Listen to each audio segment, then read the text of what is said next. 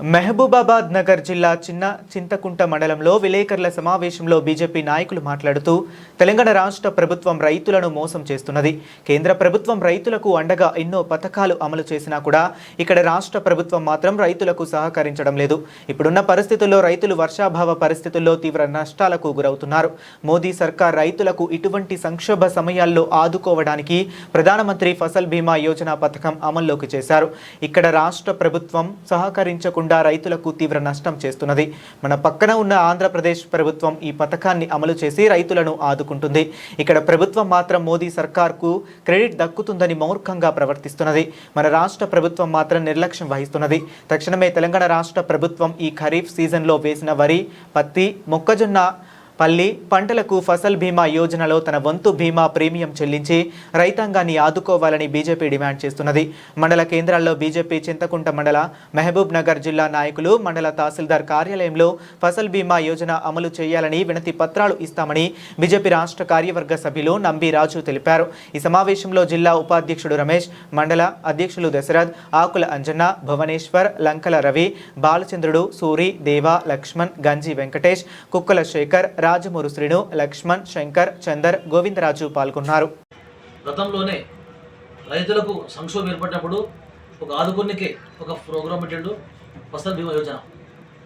ఆ యొక్క ఫసల్ బీమా యోజన పథకం కింద మరి ఇటువంటి అకాల నష్టాలు వచ్చినప్పుడు ఆదుకోవడానికి మాత్రమే అది పెట్టిండు.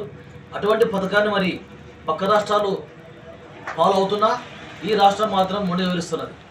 ఎందుకంటే ఇక్కడ మోడీకి ఇక్కడ కిరీట్ వస్తున్న ఉద్దేశంతో రాష్ట్ర ప్రభుత్వం రైతులను మోసం చేస్తూ ఉన్నది. ఈరోజు మరి నరేంద్ర మోడీ గారు రైతుల శ్రేయస్సు కోసం ఒక ఎకరాకు కేవలం 200 మాత్రం చెల్లించాల్సిన అవసరం ఉన్నది. రైతు మిగతా 2000 రూపాయల ప్రీమియం కూడా ప్రభుత్వం చెల్లించాల్సి ఉన్నది. దాంట్లో 50% కేంద్రం, 50% రాష్ట్ర ప్రభుత్వం.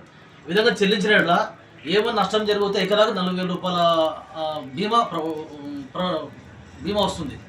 ఎకరాకు అంటే వరి కావచ్చు, పత్తి కావచ్చు, ఆమ్లం కావచ్చు, పల్లి కావచ్చు, మొక్కజొన్న కావచ్చు, అనేక పంటలకు కూడా ఈ యొక్క కేంద్ర ప్రభుత్వం ఒక స్కీమ్ పెట్టింది.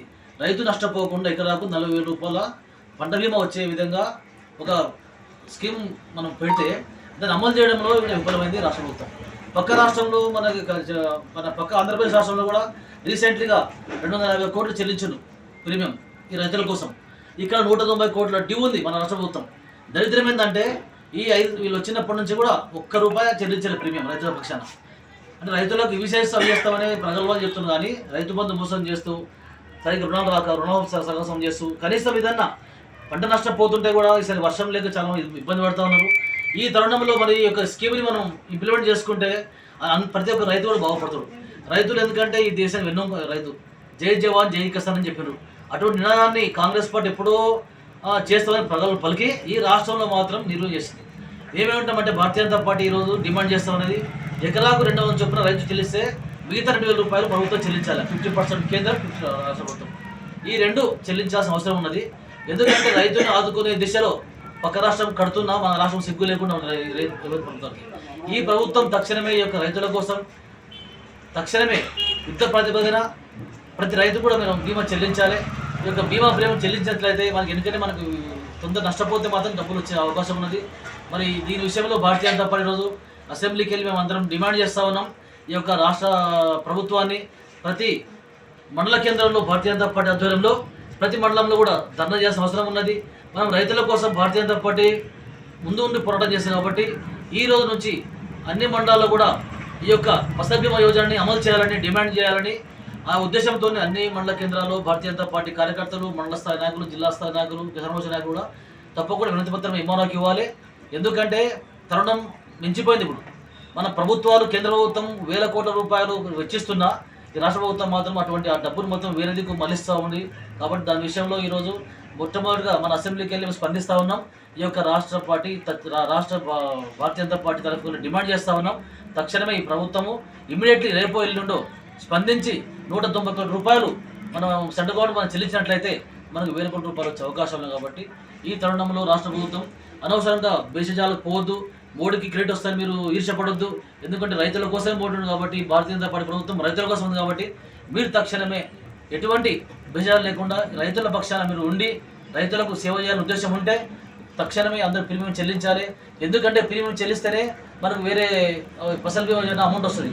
చిన్న ప్రీమియం కట్టేది మొత్తము 80% ప్రభుత్వం భరిస్తుంది, సెంట్రల్ గవర్నమెంట్. మనం కట్టే చిన్న ప్రీమియం కూడా కడితే ఎక్కడ బోర్డుకి పేరు వస్తుందో అనే ఉద్దేశంతో ఈరోజు మోసం చేస్తూ ఉన్న ఈ ప్రభుత్వాన్ని అందరూ మనం ఎదుర్కోవాలి, అందరూ విమర్శించాలి. ఎందుకంటే రైతులు లేనిదే రాజ్యం లేదు కాబట్టి రైతుల కోసం మనం ఈ ఒక్కసారి తక్షణ కర్తవ్యం. ఎందుకంటే వానాకాలం పోతా ఉంది, ఈ ఖరీఫ్ సీజన్ ఇది. ఖరీఫ్లో నిండుగా ఉండాల్సిన వర్షాలు లేక ఇబ్బంది పడుతూ ఉన్నారు. 2-3 సార్లు విత్తనాలు వేసి కూడా లాస్ అయినారు చాలా మంది రైతులు. కాబట్టి విత్తనాలు నాశనమైనాయి, ఇక్కడ పంటలు నాశనం అవుతున్నాయి, బోర్వెల్స్ పడిపోతూ ఉన్నాయి. కాబట్టి తక్షణ ప్రభుత్వం యొక్క ఈ చర్యని ఇమ్మీడియట్గా తప్పకుండా సమర్థించి ఈ యొక్క విషయాన్ని రైతులకు చేరవేటట్లు చేసి ప్రీమియం చెల్లించాలని డిమాండ్ చేస్తా ఉన్నాం భారతీయ జనతా పార్టీ. అదేవిధంగా